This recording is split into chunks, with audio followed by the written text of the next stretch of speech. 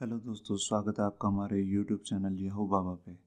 इस video tutorial में हम देखेंगे कि HTML से लेआउट कैसे बनाते हैं, वेबसाइट का लेआउट। तो वेबसाइट का लेआउट क्या होता है? एक्चुअल में अब मैं आपको एक बात क्लियर करना चाहता हूँ कि अब से कुछ साल पहले तक क्या होता था कि सारी की सारी वेबसाइट जो बनती थी वो सारी टेबल के अंदर ही बनती थी। और आजकल तो वेबसाइट खैर डिव टैग में बनती है, मगर अब बननी HTML जो टेबल टैग है उसमें अब बननी बंद हो गई है। तो आपको फिर भी पता होना चाहिए, हो सकता है आपके कोई क्लाइंट का काम या कोई पुरानी वेबसाइट आपके पास ठीक होने है और वो सारी की सारी HTML टैग के अंदर ही बनी हो। तो देखते हैं वो कैसे बना सकते हैं हम। उससे पहले हम पहले लेआउट को समझेंगे कि जिस पे हम काम करने वाले हैं। तो जैसे यहाँ पर आपको दिख रहा है हमारे सामने एक लेआउट है, एक उसमें वेबसाइट का नाम लिखा है, एक मेन्यू बार है यहाँ पे। ये ऊपर जो है हेडर वाला पार्ट है, ये मेन्यू बार है जिसमें लिंक्स आ रहे हैं। ये कंटेंट वाला पार्ट है और ये एक साइड बार है। कंटेंट वाले पार्ट में एक हेडिंग है और यहाँ पर दो पैराग्राफ्स आ रहे हैं और नीचे एक फूटर है। तो ये सारा का सारा डिज़ाइन जो है टेबल में है। अब टेबल में कैसे बनेगा इसको थोड़ा समझते हैं। यहाँ पर हमारे पास अलग अलग चार रोज़ हैं। एक रो ये है हेडर की, दूसरी ये, तीसरी ये, चौथी फूटर वाली रो।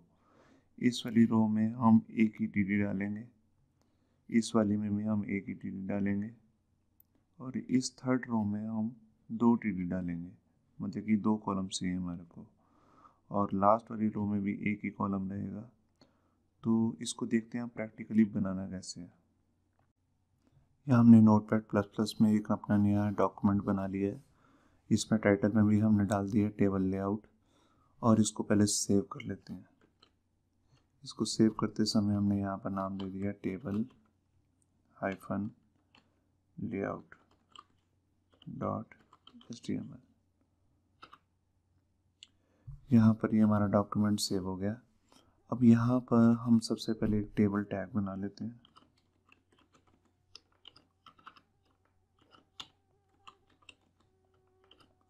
ये हमने बना लिया और इसके अंदर शुरुआत से ही हम एक बॉर्डर दे देते हैं। बॉर्डर जो एक हमारा 1 पिक्सल का होगा।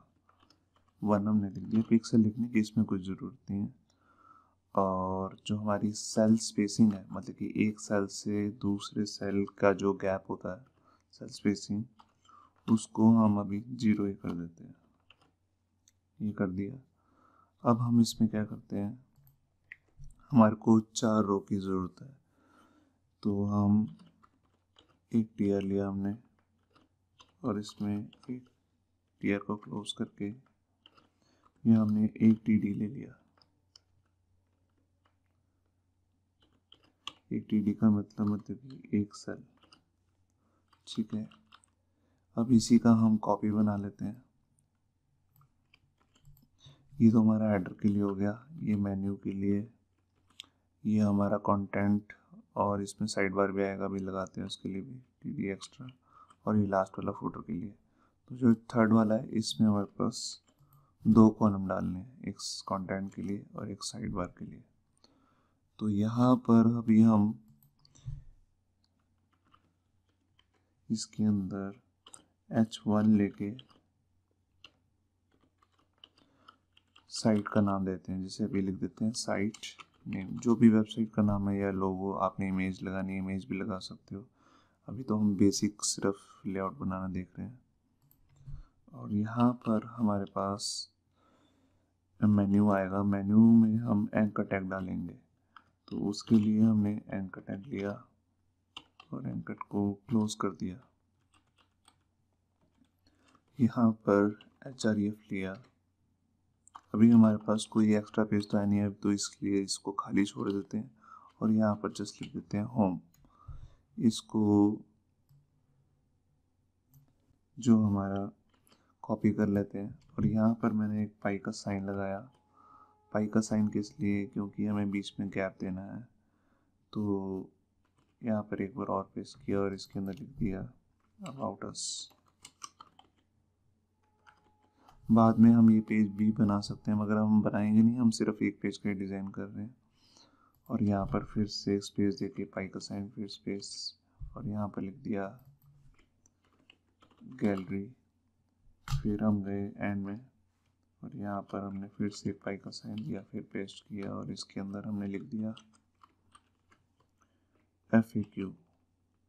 इसका मतलब फ्रीक्वेंटली आस्क्ड क्वेश्चन का एक पेज बनेगा। और लास्ट में हमने फिर से एक बार पेस्ट किया लास्ट टाइम, और यहाँ पर हमने लिंक और डाल दिया कॉन्टैक्ट अस का। ठीक है, तो यहाँ पर अब हम आ जाते हैं, इसका काम ख़त्म हो चुका है। ये आता है हमारा थर्ड रो मतलब हमारा कंटेंट वाला पार्ट। ये पहले टीडी में तो हमारा कंटेंट आएगा, और दूसरा सीडी जो टीडी है सेल, इसमें हमारा साइड बार वाला कंटेंट आएगा। तो यहाँ पर जो मेन कंटेंट वाला पार्ट है, यहाँ पे मैंने ले लिया S2।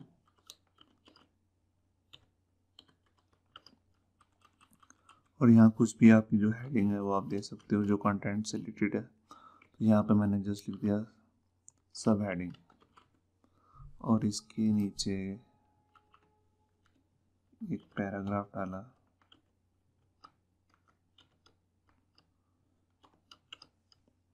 और इसको डुप्लीकेट कर दिया। अब मेरे को 2 पैराग्राफ चाहिए, तो मैं लिप्सम साइट में 2 पैराग्राफ्स के लिए एक पैराग्राफ तो यहीं से कॉपी कर लेता हूँ, और एक ये वाला पैराग्राफ कॉपी करके इस जो दूसरा पी टैग है इसके अंदर पेस्ट कर देता हूँ। ये हमारे पास 2 पैराग्राफ्स हो गए।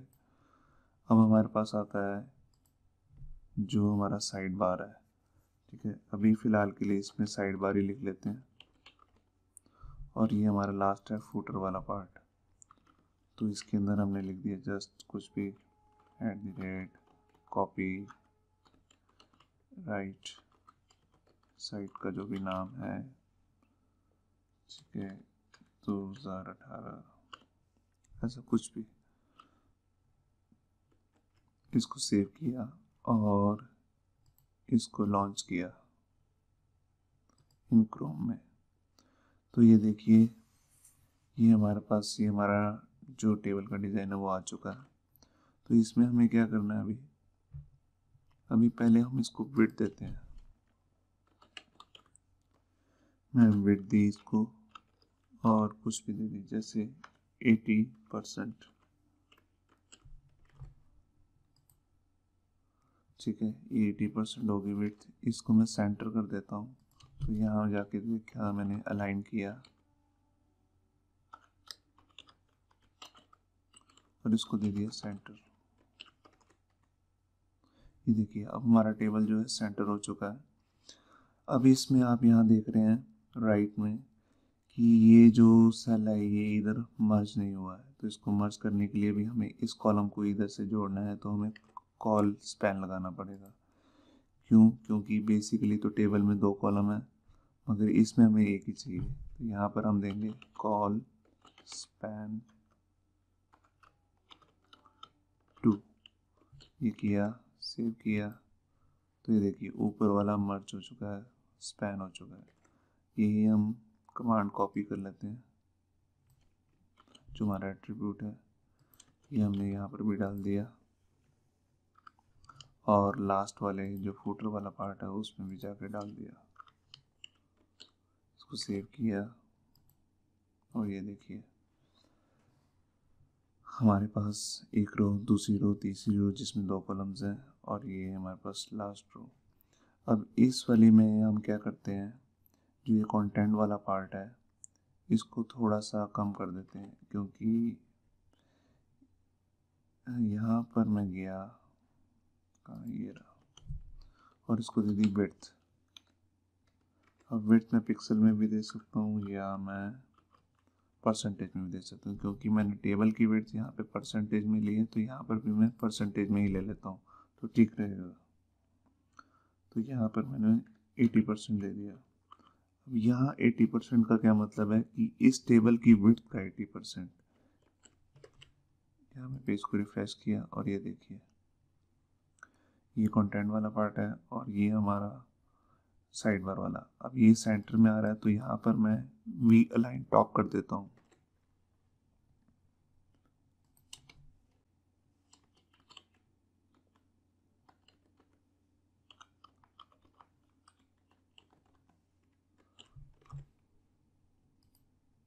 ये देखिए टॉप हो चुका है। अब यहाँ पे जाके भी मैं कुछ कंटेंट डाल देता हूँ। तो मैंने यहाँ पर अनऑर्डर लिस्ट डाल देता हूँ। अनऑर्डर लिस्ट के लिए हमारे पास ओवल है, यूएल सच। इसको मैंने क्लोज किया और इसके अंदर मैंने LI डाला। LI means list item. और हर LI के अंदर अब मैं जो LI हमारा बनेगा उसके अंदर एंकर डालेंगे, क्योंकि एक लिंक डालना है हमारे को। और यहाँ पर मैंने href लिखा, क्योंकि अभी मेरे बाकी पेज तैयार नहीं है तो मैं इसको खाली छोड़ देता हूँ href को, हाइपरलिंक रेफरेंस को। और यहाँ पे जस्ट लिख देता हूँ होम। अब मैं इस लाइन को डुप्लीकेट कर देता हूँ 3-4 बार। यहाँ तो हमारा आ जाएगा अबाउट अस का लिंक। यहाँ पे आ गया हमारा गैलरी। सेकंड लास्ट में आ जाएगा हमारा FAQ। और जो लास्ट वन बचा है हमारे पास लिंक, उसमें हमने डाल दिया कॉन्टैक्ट, बस। तो यहाँ इसको सेव किया। अभी मैं अपने वेबसाइट को देखता हूँ। ये देखिए यहाँ लिंक आ चुका है। अब देखिए सारा कुछ बॉर्डर के साथ कंटेंट चिपक रहा है। तो मैंने आपको जैसे अपनी पिछली वीडियो में बताया है कि हमारे पास कमांड है सेल पैडिंग, उसका यूज़ हमें यहाँ करना पड़ेगा। अब यहाँ जाके मैंने दे दिया 10 पिक्सल। 10 पिक्सल क्या है? Cell padding. ये देखिए अब थोड़ा ठीक दिख रहा है, ठीक है। अब मैं यहाँ पर अगर बैकग्राउंड कलर वगैरह कुछ डालना चाहता हूँ वो भी मैं डाल सकता हूँ। तो जैसे मैं यहाँ पर TR में गया और यहाँ पर मैंने BG कलर जैसे ले लिया और यहाँ पर दे दी मैंने कुछ भी पिंक। ये देखिए ये पिंक हो गया। सेम BG कलर मैं फूटर में भी डाल देता हूँ। ये देखिए अब मेरे पास बचा मेन्यू। मेन्यू में मैं कोई और येलो या कोई और कलर भी डाल सकता हूँ।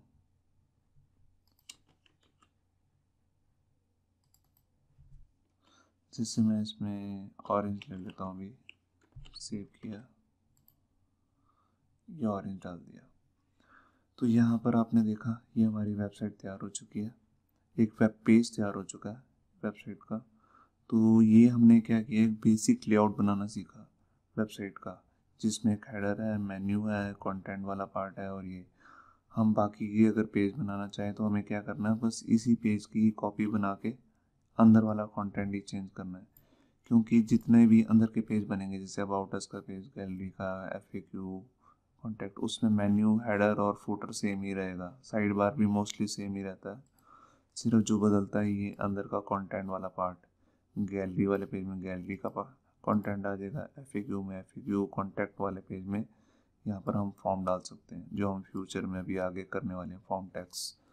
ठीक है। तो यहाँ पर आपने देखा कि कैसे हम लेआउट बनाते थे पहले, 5-6 साल पहले। ठीक है। तो थैंक्स हमारी ये वीडियो देखने के लिए। अगर आपको ये हमारी वीडियो अच्छी लगी हो तो लाइक करना मत भूलिए और हमारे चैनल को सब्सक्राइब जरूर कीजिए।